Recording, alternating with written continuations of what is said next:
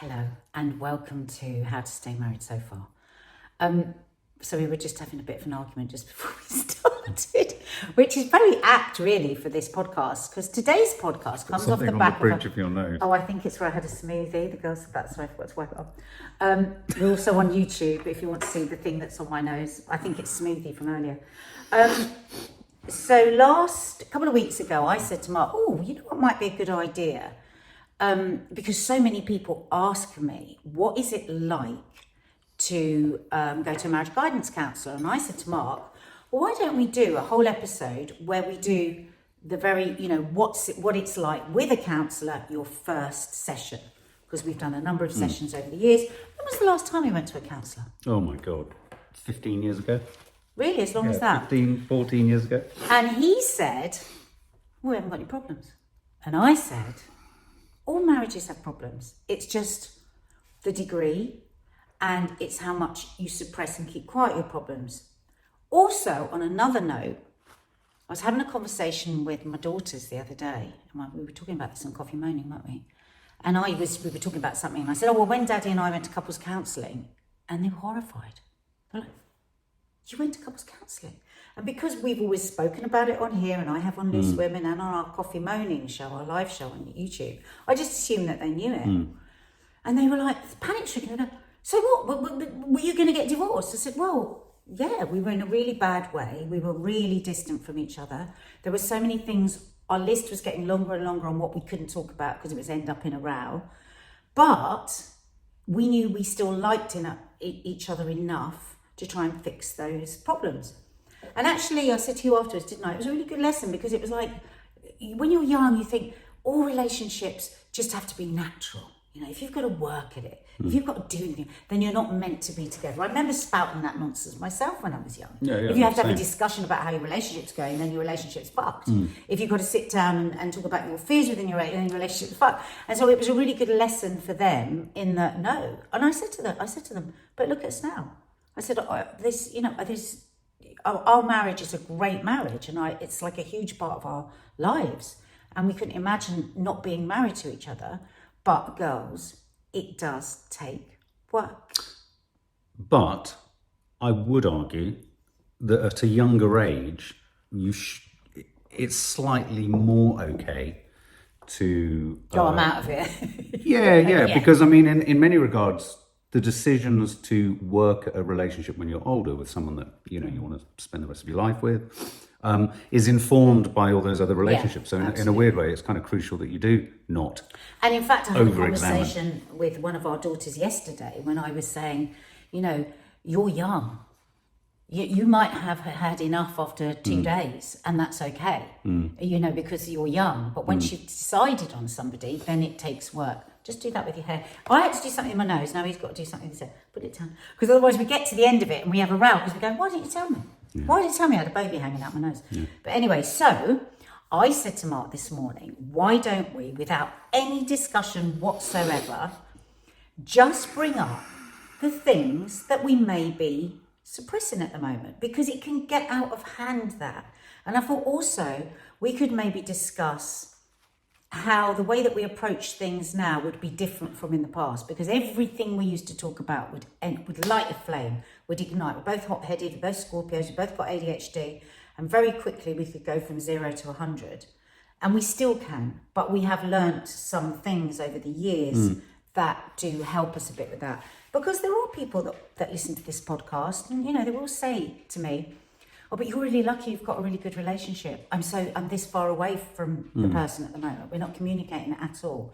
And I'm just really mindful of always flagging that you're getting the best of us when we sit down here and communicate. We also forget to communicate and forget that really the root and the foundation of any good relationship is being able to bring up stuff.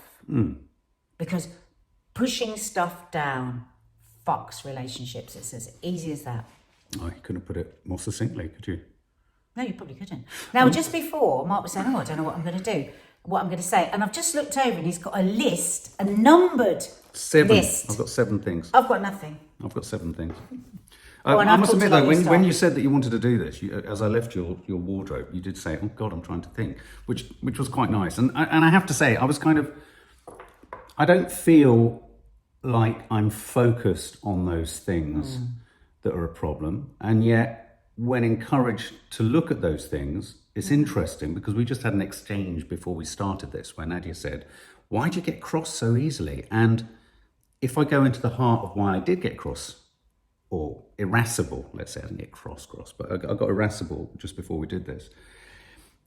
One part of a sort of common part of all of the 7 things that I've written down is the idea that we already know what emotional state the other one is in, why we're in that emotional state, and almost if that emotional state presents in a certain way, a total dismissal of what has led to that. So, for example, you said the other day, "Why are you being so irritable?" And I said, "Because you're being irritating."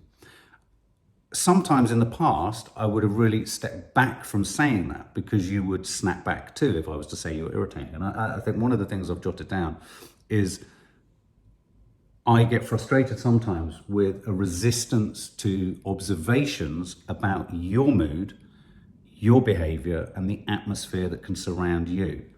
I get worried sometimes about flagging it up because sometimes I feel like within the family dynamic, I'm a sort of more obviously, like the girls notice when I'm angry or hungry or irascible or irritable or quiet or down. And it's kind of accepted that that's part of the dynamic of the family. But I think it's harder to be acknowledged that if you're not wanting to reveal that you're feeling something, you will slap it down quite quickly. If I was to say, well, you're presenting in a certain way, let me give you an example. You look stressed, you look angry, you seem short. It's a contrast, and that's fine. Everyone goes through those moments. And if I say something, you'll be like, "Why are you asking? You're being paranoid." I'm not actually being paranoid. I'm observing something in you. And I think that that's one big difference between us, is that of course we all resist what we're being told we are, but I feel that resistance is more in you. I think this is so fascinating. Firstly, just to go back to how you started when you said, and I thought that there wasn't anything. This absolutely proves the point, doesn't it? It's because you didn't think you had anything. I didn't think you had anything. But that's because we bury. And I don't think there is such a thing as a small thing, because the small thing always grows into the big thing. And actually, my very first thing that I was going to say to you, and this is going to be interesting on how we can work this out, is the identical thing back the other way. So everything you've just said to me, you said perfectly of the way I feel about you. And I think we both acknowledge that we both do those things. Now, when you first started that, just for people that are just starting out and trying to find a way to communicate, I just wanted to go through the physical things that I was feeling as you started. And then as you started to get angrier and you went to a place of where I didn't mean angrier, more intense, as yours intensified, and I saw that was a suppressed feeling and you were getting it out. Listen I'm to listening. This, because it's really important what I'm saying, don't make a joke of it. So as you were doing that, I was listening, and this is why I love this podcast, because it helps us so much. Because I was wanting to translate to people listening what happens that can drive you into an argument is it starts with a physical thing. So I was like, okay, he's bringing up what I wanted to say to him. And that was in my stomach. And then it moved up my stomach, that feeling and the knots and the anxiety and the anger that's coming up. It's like, oh my God, this is exactly what he does to me. Oh my God, this. And then it was like, got to my throat. And then in my head, I was saying, this is pointless because he's saying this, I think the same. I'm going to say that to him. Honestly, listen to this. It's really important. And then I'm going to say this to him, and then he's going to say back to me, well, you would say that, and then da-da-da, and then we're going to have to move on. Right. Because we're going to have to agree to differ, because we're both feeling the same way. And so that was really interesting for me, because it's like, that is the nub of where it all goes wrong for people. Is that you get hurt, you get angry, you feel like you're not heard, you feel like, oh my God, you got in first with the thing that's worrying me, and da-da-da-da-da. And then the old me and the old us would go, well, fuck, and then you're into a row. And then what you do is you think, that's what people do, is you think, well, I'm not bringing that up again. Well, definitely not saying that, because that's how it went. So I acknowledge that I do that, right? And I acknowledge that often when there really isn't anything wrong other than the intensity of whatever I'm thinking or I'm doing, that can look like and feel like it's an intensity against the other person. Like recently, I've just found this passion for podcasts. Mark spends a lot of time editing. I spend a lot of time clearing up and cooking, which I find really boring. And this is something that I would say to you of my things that annoys me, is that hardly a day goes past when you, who may have been working for hours, take your headphones out, try and speak to me. You can't speak to me because I'm in my earphones, and then you get cross that I wasn't available to speak to straight away. And what's been really building in me with that, and so sometimes when you're looking at me and I'm a bit intense, it's because I'm listening to something either I'm finding absolutely brilliant or upsetting or whatever, and there's this just massive irritation from you. You know, like how sometimes people say that the partner that they were with got jealous of them when they were reading because they were taken away from them because they were reading. And sometimes I think, have you got any idea how boring it is to clear up this kitchen 25 times a day, to do the shopping, to empty the fridge, to do the fridge, to cook the meals, to do the 5 different meals, to deal with everybody's unhappiness or mental health or whatever?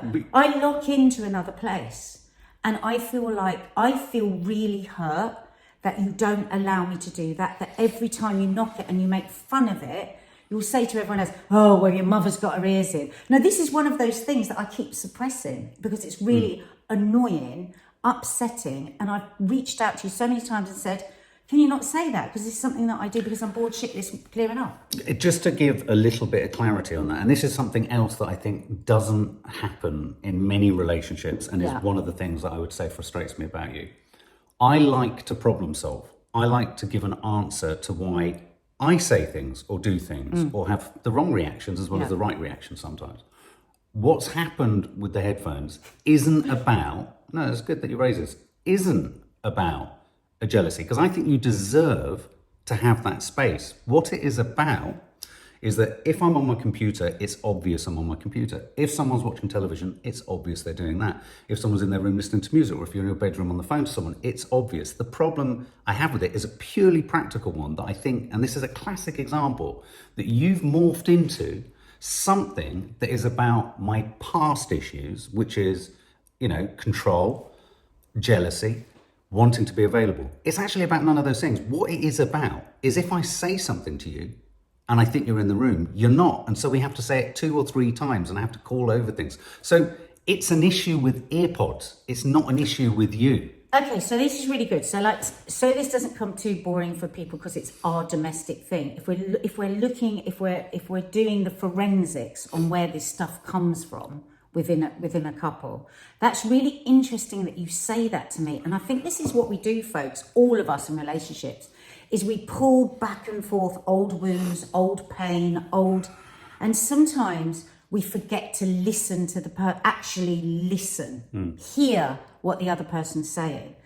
And what I'm saying is, I'm not saying that's what you do. I'm saying that's what it feels like. Yeah, and I hear that. It might not. So that's interesting to me that you say that's not it, because that's great. If that's not it, that's what it's feeling like. So maybe those old war wounds are coming up. But what I've tried to do more often now is that I'm putting my earphones in, I'm listening to a program, and maybe that's what we need to do. Is that helps. I'm now listening to a program, and so you're going to have to wave. Just like when you're editing and you're plugged in, sometimes I have to say 10 times, Mark. Absolutely. But I think also that's if you're listener, if you're taking this into your own life, not this particular argument, to try and find privacy within your own home for everyone is terribly difficult. Now, we've got this open plan house, haven't we? So wherever you are, you can be heard. There is no private place, is there? Well, in the whole house? There's your wardrobe for you and my office for me. Yeah, but you could still be heard if you had a conversation, if you wanted to cry and scream. And I think this is the case for everybody in everybody's home. But it's interesting that So it's about where do we find our privacy and our independence within our own homes, wherever you live, however you live. And I think sometimes that can be a real rub with couples. It's like if your partner might just want to watch, stuff that you don't want to watch. Luckily, we often like the same thing, or might want to be plugged into the computer. And it's about how do you have that conversation? Oh, We've got to pause. There's a postman. Someone at the door. Sorry, that was the postman. So, relating it to, for other people that might be listening, the thing is, often, say somebody's on their computer every night. For Mark, it's the podcast, and that was annoying him. And they're on their computer every single night, and you've been keeping that quiet. You've had little snipes, and you just haven't really said how you're feeling, that you're hurt, it may be that you're hurt, that they're not spending time with you, you feel like they're avoiding you, they feel like they don't really listen to you. And you suppress it, and you suppress it, and you suppress it. And what we've learned from couples counselling, and we fail with this all the time, we learned that we would suppress and then we'd go on the attack. Well, you're always on your bloody computer, and it will come out of nowhere, because actually it might have been building for ages, And so the thing is, it's like when we talk to our girls, isn't it, Mark? At the end of the day, the only way to really communicate with somebody is to actually tell them the truth. Because often we'll all try and think of different ways we can say something because we don't want to feel vulnerable. So if, say, your partner is somebody that's constantly on the computer doing whatever they're doing, and you actually, not when they're on the computer, don't go up to them from behind and go, God, you're always on this computer, it's so annoying, what's wrong with you? Might be the ways you might approach, listener. You actually get them at a different time when they're not in the midst of doing what they're doing, and say, can I just say to you something that I'm finding really difficult, or that's actually leaving me feeling a bit hurt and a bit neglected and a bit raw? Well, only a psychopath is going to say no, fuck off. And if they do say no, fuck off, then I would advise divorce. But anybody decent, if you actually say, I'm feeling this way and I'm feeling a bit sad, they're going to listen to you. But this is really interesting, because I presented something at the beginning that you said you had this physical response to, because it was exactly what you wanted to say to me. And what you've said about AirPods or earpods and that privacy and the hijacking, if you like, of that privacy, which I hope I've given you some explanation, I hear you on that. A practical explanation. Yeah.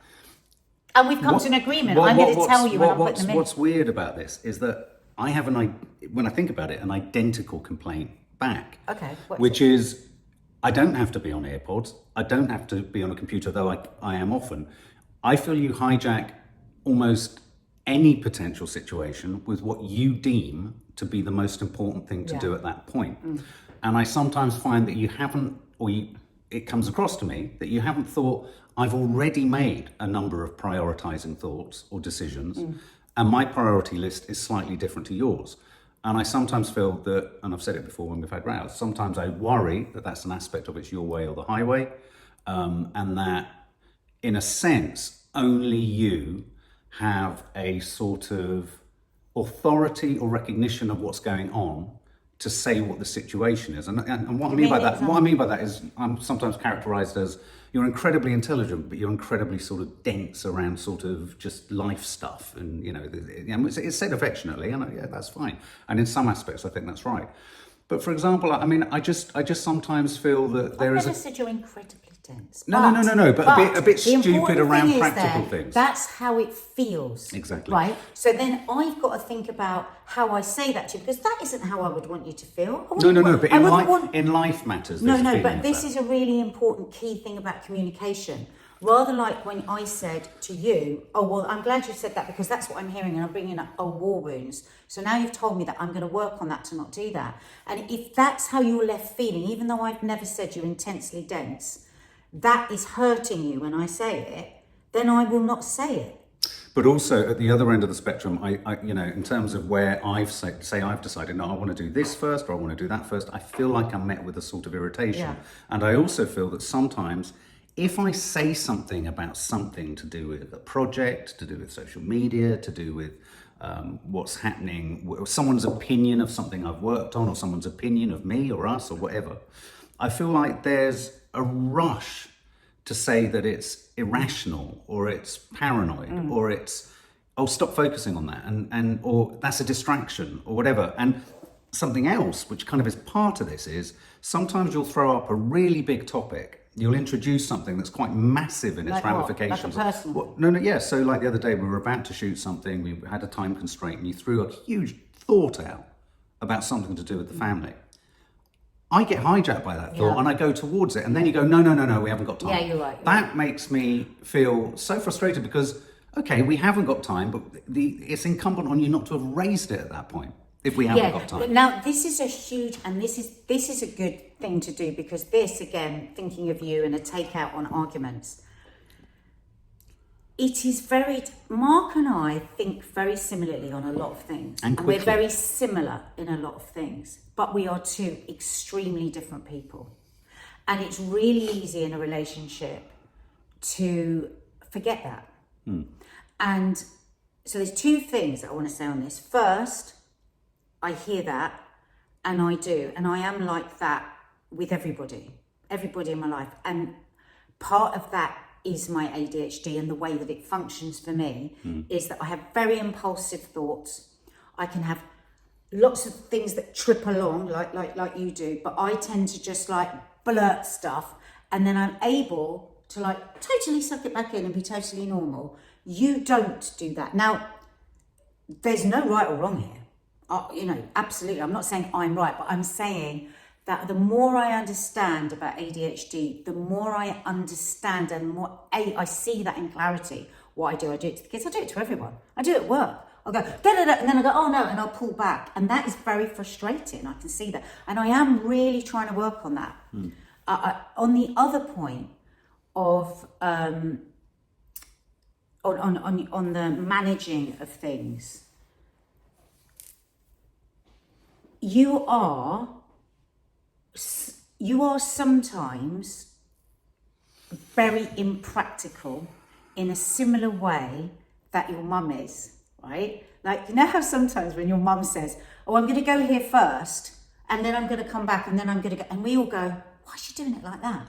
Now, when you're like that, it's usually because you are so hyper-focused on the thing that you're doing, whether it be your writing or whatever, that you do close off the rest of the world, and you do make weird practical decisions. And I am very aware that sometimes I am way too bossy with that. And I shortcut because I don't want to explain that it's a total fucking waste of your time to do that first. You've got to get and I shortcut it because it's irritating me. So that I will work on. On the thing about when I say to you, you're being paranoid or you're being this is a massive one for me, right? And we've spoken about this in other podcasts, and yet now my mind is completely changed on this. That's another important, just going back to tips, that's another really important thing to be able to do in a community, in a relationship, is to be able to say, do you know what, I've really thought that, and actually I understand why I was like that, and I've been wrong in that situation. I think it becomes so difficult to say you're wrong because we're so protective of our fragile egos. And do we give away something when we say we're wrong? Do we make ourselves vulnerable in the future if we say we're wrong? Mark is really good at admitting when he's wrong. It's a lovely quality of Mark's. He'll be completely impossible and like drive you completely mad, but then you are not afraid to say you're wrong. Now, one of the things that I find the most difficult thing, it's at the top of my list about you, and always has been, almost from week 2 of us knowing each other, and has informed so much of my anger and frustration and occasionally icks towards you, has been your I don't want to say sensitivity. I don't want to say that because sensitivity is used as an insult, and I think sensitivity is a beautiful quality to have. But your inability to let things go, and sometimes, I don't want to say chip on the shoulder, but that kind of thing, that you wear things deeply, you feel things deeply. Now, interestingly, listener, having really gone into ADHD, there is something called sensitivity dysphoria for not all ADHD people, but for many, and we recognise it in other people in our family as well, don't we? And it's a part of the brain. You know, when people go, oh, that person's so oversensitive, never say that to somebody, because actually it's a beautiful thing to be sensitive. And there is actually sometimes a real neurological reason for it. And it's this thing where, it's an actual thing, where it's very, very painful to take in any kind of criticism, huge fear about what other people think of you, which has always driven me mad about you.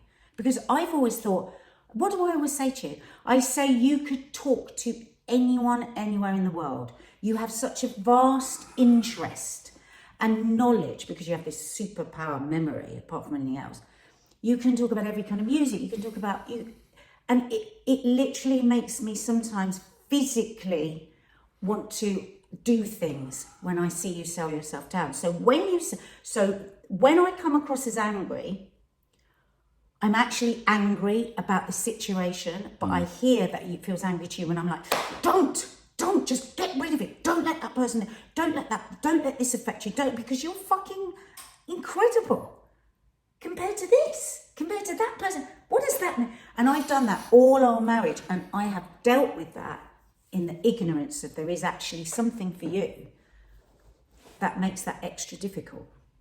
Your particular neurodivergency makes that particularly difficult. The other day I was sat in the toilet and you just said something to me about something that had been said by somebody, and I was like fuming. It was lucky because I was in the loo. So I had a moment and I stopped myself and I thought, this is interesting, because usually I would have hated him all day for this, because I would have gone, why can't you just fucking let go of that? I would have kept that inside. Wow. But because I've got this new understanding, I sat on the loo a bit longer and was just like, just remember, this is a bit harder for some people than for other people. Well, that's kind of unusual that I hijacked you on the loo, because that's something you do to me all the time. Every time I And go this to the you loo. Another small... Everyone does. As soon as Mark goes to the loo, everyone's like, where's Daddy? Where's Mark? I mean, one of the other things that I suppose is a small example of where, as you rightly say, I think it's easy to reach back to past behaviour that's been traumatic, or wounds in a relationship. Pick them open again. And for something to be an echo of that, or a kind of, a reminder of that, or a pulse of it. And, you're on high alert to kind of make sure that that isn't in the DNA of what he's saying or feeling. And so I recognise that. So sometimes, so for example, if I was to say to you, where are you on Friday? It's about practicalities. It's about pragmatism now more. Then it would be you going, why does he want to know what I'm doing? Why does he want to know? No, I don't really feel that anymore. No, I know, but there have been times where really I can don't. see I sort of say, or I hesitate because I think, I don't want to think that. No, it's only when I've told you 25 times you don't remember. Right, well, there's that. But So for example, something else that happens is you are so dramatic about everything, as am I. You do many more phone calls because you have a much bigger social circle than me. And so more often than not, if you and Dean are in the kitchen, or if you're with family, or if you're on the phone to someone, it's huge drama about, I don't know, doing something on Thursday, or there not being any garlic at Asda, as well as genuinely huge issues. Oh my God, Dad's not well, all those sorts of things. That's not to say you're diminishing, but you hit things in a sort of going to war fashion. I do. And That so must be when you must come be off a very phone annoying. call and I say, what's happened? You go, don't be so nosy, or it's none of your business. And I'm like, you've made it everyone's business by throwing drama into the centre of the house. So it's not about nosiness. It's not about, but Jesus Christ, something dramatic must have happened. And because I struggle with anxiety, and so do other members of the family, it can sometimes be unnerving, because you're like, Jesus Christ, this could be really serious. Is Teddy ill? Is something ill? Is someone ill? Has something awful happened? Or, as I say, they haven't got aubergine at Lidl. And it's like, could we have some gradation of But what of that? about, okay, so you've acknowledged there that 9 times out of 10 it's because there's no aubergines in it, Asda. No, not necessarily. So, how about if I say to you, yeah, that must be very fucking annoying. How about if we make the decision that if there is something really, truly dramatic, I'm going to tell you. Yeah.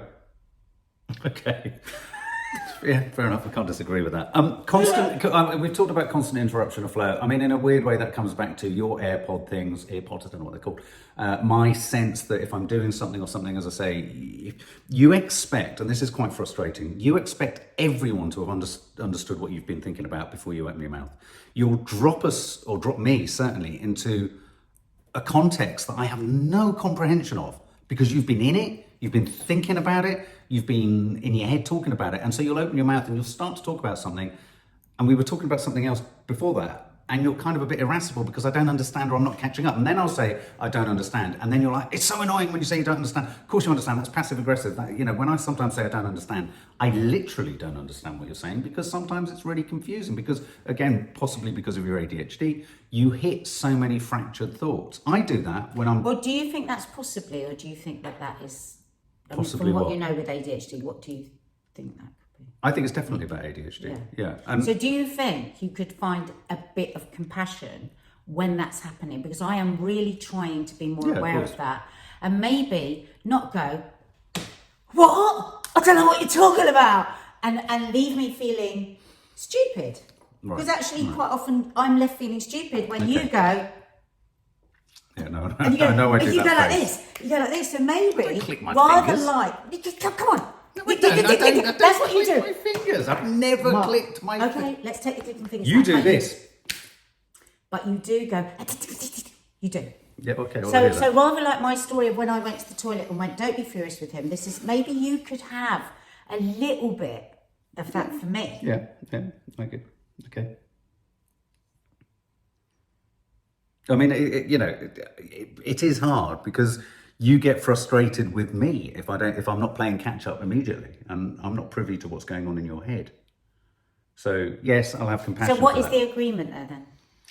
That I will be more tolerant, but equally don't get annoyed with me because Yeah. it's a thing. So, so again, thinking of tips for people here. So there's these different things that have come up. Okay. Now, usually a better thing to do is to tackle one at a time, because you can get Yeah. overwhelmed with it.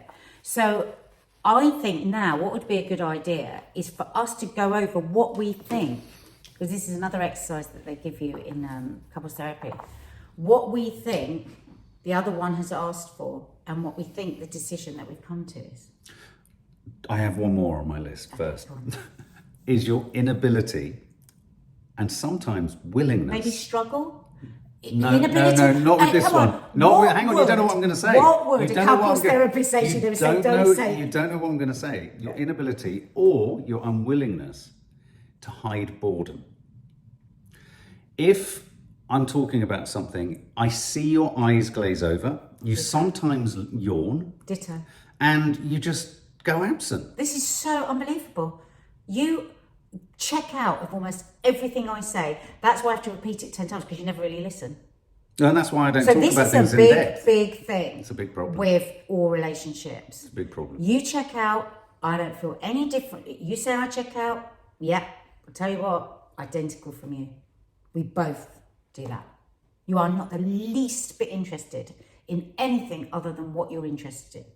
That's not true. That's true. I wouldn't be. It's I true. would not be watching It's Hey true. You if that was true. It's because you've become very interested in it. For years you were like, what's this? And then you wouldn't hear Well, what I'm it a was. crack addict. Yeah. I'm enslaved. So I by do it. think you do really have to be mindful about that. Well, because you something have else- rested on your laurels with this, and you do exactly the same. But something to me. else is happening right now. A dynamic is happening right now that a couples counsellor would home in on. I've said something to you, but you've reflected it back, and I feel that the onus is now more on me to resolve this than it is you. We are equal. I just said we are equal. So what do we do about that? Because that is very difficult. For instance, if you're talking about a film, okay,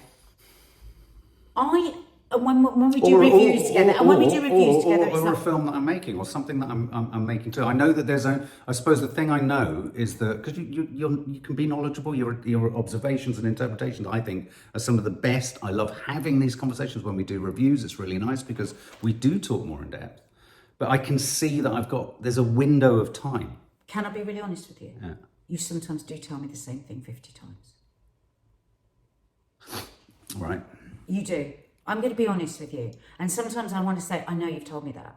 But I know what's happening with you. You've got you rerun things. So say you're working on a film, you rerun things over and over and over again. You do. But then you want me to meet it each time you tell me with the same enthusiasm. And sometimes I do get bored because I've heard it before. Right. Okay. And I think why you get bored with things that I'm saying is because I think the difference in our intellect, if I'm honest. I can just chat about all kinds of shit and you're not interested. And that's fine. So I try not to chat to you about shit. But also, I would say very, very quickly after my diagnosis of ADHD, you got very bored very quickly. It's like, okay, everyone's getting sick of that. And the girls have said they don't want you to talk about it anymore. And I was just like, oh God, this is really actually hard because I don't. Said that. You did. You said it to me last week. I never said that. You said it. I didn't to say me. it about you. I said it about sort of talking about it and not content, but I mean, in terms of Yeah, you say. You don't listen to me, what I'm saying. that is Mark, absolutely not true. I've just acknowledged that I do get a bit fed up. Just say to me, I get fed up with it. No, just say I get you're bored with making it. me say something I Well, then genuinely what's the disagree truth with. of it, then? The truth of it is Have I you have listened huge to any of the compassion. things I've sent you? Have you read any of the things I've that, sent you? that aspect of it, no, I haven't. No interest whatsoever. No, I haven't. But you know what? In my own journey with mental health, I don't want to sometimes go into the depth of what other people think about it. We've done a lot of your journey of mental health. I agree. And I feel but like I've never ever said to you, I've had enough. Yeah. That makes me sound so dismissive. And I have never sat at the table and gone, yeah. That's enough. Okay, but do you remember earlier when you said that you always sound intensely dense about life? And I said, I don't want you to feel like that, because if I'm saying something that's leaving you feel like that, I've got to redress that and I've got to rethink that, because that's now not how I want you left feeling. So I'm perfectly willing and able now to say, okay, you've never said that, but that's how I'm left feeling. Okay. Are you able to acknowledge that that's how I'm left feeling? I mean, obviously that's how you're feeling. Because today something came up and I said, I'd really like Mark to look at this, because it was something to do with another family member around ADHD. And I thought, he won't read it. And I really want him to, because I want to have a conversation about this. And it's like, I have really looked into bipolar and ADHD before I knew that before I knew I was, but just out of interest. I look up what the drugs you've done, what side effects they might have. And I feel that you haven't engaged with me at all about it, because you've got your own mental health stuff. Well, it's like, I do a lot of mental health talking in this house, and it would be nice to discover this together with you. Okay, well, I hear that. Because I think actually, apart from anything else, it's so interesting and fascinating that we both have this thing. And how does that work in our marriage? And I just have a real curiosity about it. But what I've been doing is going, well, he just doesn't. And so do I push him and ask him to have more curiosity? Or do I just say, well, he just doesn't? Like if you wanted to talk to me about but I suppose something if I'm really, I I hear you. I hear what you're saying, Yeah. and I apologise if that's how you feel. Obviously, I wouldn't want to make you feel like that. I do have a resistance to over-identifying myself as only being, and I know we're not saying we're only it, but I end up falling down the trap of thinking, oh, I'm just ADHD or I'm bipolar, and I become defined by it. So I'm just explaining where perhaps that resistance comes from, is I almost don't want to see more generic descriptions of what I am, because it, for me, I feel reduces my self-esteem. But do you know what, Mark? But are you hearing what I'm saying? I just heard exactly what you said, and I think maybe you've just hit upon the problem. That actually I'm asking you to help me discover it. I'm not actually... Right. Well, I hear that. And that's what I'm asking for. But obviously, I hear that you're saying, oh God, but I don't want to look at this anymore about myself. And see, I'm unlike you. I don't want to go to a doctor to find out what's wrong with me. And what do you mean? well, it's like you often say, oh, well, if you're worried about that, go and see the doctor. And I'm like, no, I don't want to know I'm ill. And it's not about being in But denial. you're not talking in relation to ADHD, you're talking about physical. Well, no, I'm using that as a parallel Yes. example. Yeah, no, just to be clear, in the case people same thought- thing that kind of creeps into me, not seeing a doctor or refusing to want a diagnosis and not liking these things that predict whether you're going to die of this. Why? I don't want to know. It's not that I don't want to know. I have to know what my mental health is. And I don't want to know it much more. But I hear what you're saying. Doing it, yeah. And you have done it. I have to know your mental health for you. No, I see that as a responsibility I agree. as your partner and the person who loves you and the person that has to be aware. And I just wish, I'm not asking for like loads, I'm just saying, I just wish there was a little bit more curiosity for me, because actually, I know the whole world's, or the rest of my world, friends and stuff, but there's no room to talk about this at all. Because it's, and listen guys, I just want to say, within this, don't look for the similarities, not the differences. This is a way that we're showing you that you can talk about stuff. Yours might be about something completely different. It's about how do you communicate that you want your partner to engage more on something. Ours just happens to be ADHD, but for you as a listener, it might be something else. And we are now, at this point, if I'm outside looking in, weaving our way around not being hurt, not being defensive, not going into attack. And the only way to do that is to keep going, oh, maybe, okay, let me think, oh, da-da-da, oh, da-da-da. Something else that I just want to flag up is around parenting. And this is a really tricky one, because understandably, daughters will talk to their mums in more emotional detail about issues around femininity, body change, boys, all that kind of stuff. I do sometimes feel parked outside of that, beyond those parameters. I mean, I think I'm very, it's like the other day, you said to the girls, you were talking about something, you said, oh, Dad's got his earphones in. I had one earphone in, and Maddie caught me putting the other one in out of respect, because I didn't want to hear stuff. And I do really respect that. You know, of course, my curiosity is high, and because I care for them. But I do sometimes worry that there's an assumption I won't understand, or I won't comprehend, or I won't be able to be nuanced. And something I've tried to really change is the kind of knee-jerk reaction to things that in the past I would acknowledge was a problem, and I feel that I have changed that. But I feel it's not that I want a reward for that, but it feels like, well, still nothing's changed, and I still am slightly characterized like, oh, Dad will have this reaction, oh, Dad will have that, or your dad will be like this. And so I do feel quite often outside of what sometimes feels like a clique. Now, you're going to say exactly the same about me and Maddie, potentially. But something I want to acknowledge was that the other day, I'm not going to go into the details of it, there was something that flagged up that was a concern of one of the girls. And I talked to you about it. And it took an enormous amount of bravery to talk about it, because I was really nervous about talking about it. And when I talked about it, it was so wonderful the way you paused, didn't take offense, part of that is I hope in how I presented it from a place of care and concern. And I was really relieved, and it felt like a really different situation. And I felt like I could contribute to helping resolve something that was potentially becoming a bigger issue than it needed to. And so I felt really useful in that. And so I'd like to say thank you, because I don't know if it was conscious, you completely wrong-footed me, because I came to that thinking, she's just going to say no, she's going to dismiss it, and it's going to be this, that, and the other. Well, I know exactly what you're talking about, and I did, and the reason for me, because it's almost like a mirror thing, where I thought, wow, I can really hear his genuine support here for my situation. And I think often the dads play the fool. They do, you know, like I will have to do the really boring telling off, and then, you know, Dad will come in and make a bit of a joke for the rest of the evening to try and like dispel the weird atmosphere. And it often falls that way between one person and the other.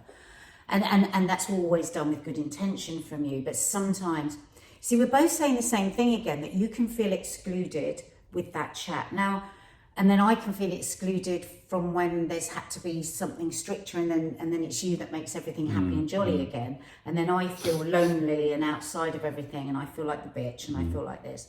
So I think that we both do that, because we slip into quite traditional roles sometimes with the kids.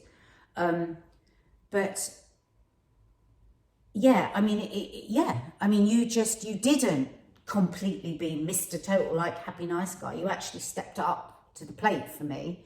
You were really, really measured. It was an excellent thing that you wrote. It was perfect. Couldn't have done any better. I'm talking about and it really before that. And it really meant a lot, that. And I just did think, wow, this actually feels really good. We should communicate more on these things. But I was actually not talking about that. I was talking about something before that, where there was a worry creeping in relationship, and that wasn't the thing I was talking about. We're talking in shadows, because I'm talking about one thing and you're talking about, but it doesn't matter. No. But what I'm saying was, we were in our bedroom, and I said, I've had a conversation. We were out. We talked about this. There's a concern that this is happening and this is happening. I went to great lengths to explain this and this. Okay, whatever the details are. But the point is here that we both felt that the other one had reached out and heard us and supported us, and that made a big fucking difference. But it's not just about being able to give it. You have to be able to receive it. So one of you, like I could be complaining about you to you, and you could give me a gift, and I might not see it because I'm too in my complaining. So it is about going, yeah, that was a gift. Thank you for that gift.